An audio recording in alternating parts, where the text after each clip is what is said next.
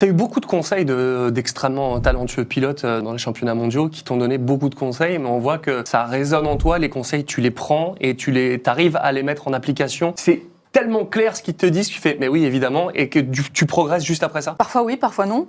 Mais en fait ça dépend. Si j'ai compris, c'est ok, c'est acquis et je le mets tout de suite en application. Et donc c'est plus facile évidemment de comprendre quand ça vient de la bouche de quelqu'un qui te l'explique bien. Et Johan le fait très bien. Ou comme d'autres pilotes l'ont très bien fait, Xavier aussi m'avait apporté certaines choses. Mais tu as aussi parfois d'autres pilotes qui pour eux c'est tellement inné de rouler, c'est tellement facile, qui est aussi d'ailleurs le cas de Xavier, que parfois c'est hyper dur de retranscrire et d'expliquer la chose. Et il dit moi je fais comme ci comme ça. Mais alors, du coup, pour une novice comme moi, je lui dis, qu'est-ce qu'il faut que je fasse? Pour comment? On parle de Xavier Siméon, là. Oui, par exemple. Je lui demandais pourquoi, comment. Et c'est difficile à expliquer. Ah ouais. Et c'est justement là la différence. C'est parfois être pilote et coacher et donner des conseils, etc. C'est des choses qui sont totalement différentes. Des fois, tu as des très bons coachs qui sont moins bons pilotes. Et voilà, et inversement. Et pour autant, on parlait de Johan. Johan, pour le coup, c'est les deux. Il est pédagogue et en plus d'être très bon pilote. Oui, mais des fois, ça lui a posé des soucis. Et c'est malheureux, j'allais dire, de trop réfléchir parce qu'il est très intelligent. Et des fois, il se pose des questions et il doute, quoi.